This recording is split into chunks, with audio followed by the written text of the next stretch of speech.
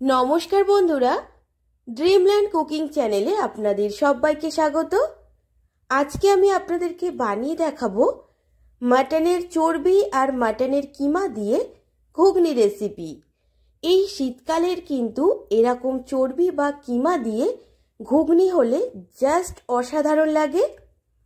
রুটি, পরোটা, লুচি যাই কিছুই খান না কেন, এই ঘুগনি দিয়ে খুবই দারুণ লাগে।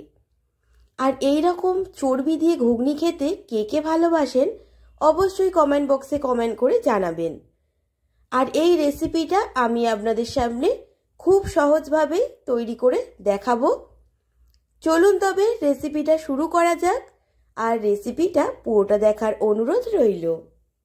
প্রথমে গ্যাসে একটা কড়াই বসিয়ে দিয়েছি, আর কড়াইটা বসানোর পর এখানে আমি 2 টেবিল স্পুন সর্ষের তেল দিয়ে দিচ্ছি।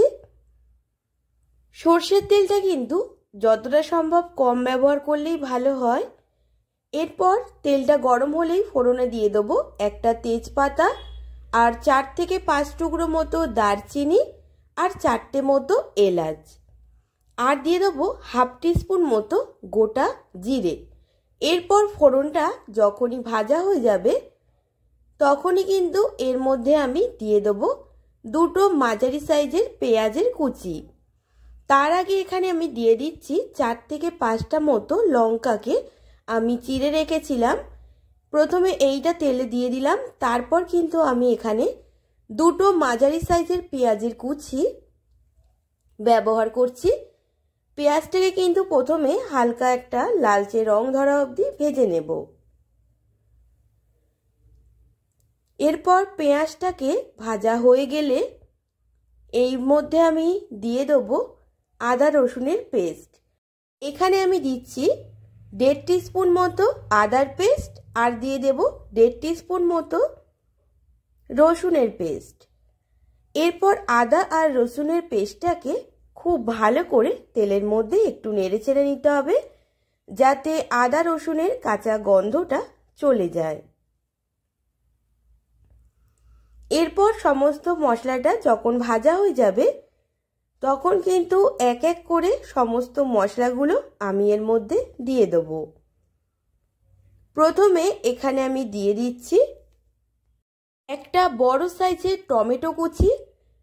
টমেটোটাকে কিন্তু সমস্ত মশলার সাথে খুব ভালো করে মিশিয়ে নিতে হবে, আর অল্প সামান্য আমি লবণ দিয়ে দেবো যাতে টমেটোটা একদমই নরম হয়ে যায় আর মশলার সাথে খুব সহজে মিশে যেতে পারে। এরপর অল্প সামান্য লবণ দিয়ে ভালো করে মিশিয়ে নেব। এরপর ভালো করে মেশানো হয়ে গেলে এখানে আমি দিয়ে দেব 1 টিস্পুন মতো হলুদ গুঁড়ো, 1 টিস্পুন মতো জিরে গুঁড়ো, আর দিয়ে দেবো আমি হাফ টিস্পুন মতো ধনে গুঁড়ো, আর এখানে দেব 1 টিস্পুন মতো কাশ্মীরি লঙ্কার গুঁড়ো। আমি কিন্তু কালারের জন্য কাশ্মীরি লঙ্কার গুঁড়ো ব্যবহার করছি, কোনো রকম লঙ্কার গুঁড়ো আমি ব্যবহার করছি না, আপনারা চাইলে ব্যবহার করতে পারেন। এরপর কিন্তু সমস্তটা খুব ভালো করে আবারও মিশিয়ে নেব। দেখুন কতটা তেল আমি কম দিয়েছি, আপনারা বুঝতেই পাচ্ছেন মশলাটা কিন্তু কড়াইয়ের মধ্যে অল্প লেগেও গেছে। তবে গ্যাসের ফ্লেমটা কিন্তু লো টু মিডিয়ামে রেখেই মশলাটা কষাবেন। এরপর এখানে মাটনের চর্বিটা আমি ছোট ছোট টুকরো করে কেটে নিয়েছি, আর আছে মাটনের কিমা।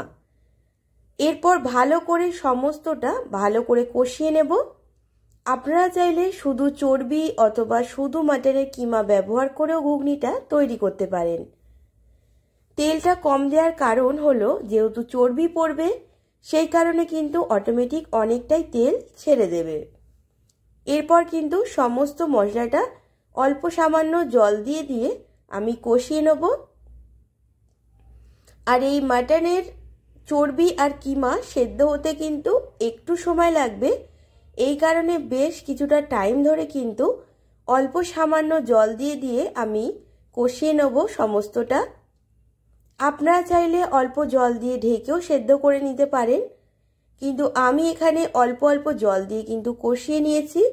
দেখুন মশলাটার থেকে তেল ছেড়ে গেছে ভালো মতো, মানে চর্বিটাও কিন্তু খুব ভালো মতো গলে গেছে। এরপর কিন্তু সমস্তটা ভালো মতো সেদ্ধ হয়ে গেছে, আমি চেক করে দেখে নিয়েছি। এবার কিন্তু আমি সিদ্ধ করে রাখা মটরগুলো এর মধ্যে দিয়ে দেবো। আমি কিন্তু মটরটা পুরো হাফ বেলা মতো ভিজিয়ে রেখেছিলাম, মানে 6 ঘন্টা মতো আমি ভিজিয়ে রেখেছিলাম। তারপর প্রেসার কুকারে কিন্তু আমি সিদ্ধ করে নিয়েছি। দেখুন মটরটা কিন্তু খুব বেশি সিদ্ধ করিনি, মানে সিদ্ধ হবে কিন্তু একদম গলে যাবে না, সেই হিসাবে কিন্তু সিদ্ধ করেছি। সিদ্ধ করার সময় যেটুকুনি জল আমি দিয়েছিলাম সেইটুকুনি জলই কিন্তু এই মটরের শুদ্ধ আমি ঢেলে দিলাম। আপনারা চাইলে মটরটা কম বেশি জল মানে ব্যবহার করতে পারেন। এরপর কিন্তু 5 থেকে 6 মিনিট খুব ভালো মতো ফুটিয়ে নিতে হবে। এখানে কিন্তু আমি আর কোনো এক্সট্রা জলের ব্যবহার করিনি।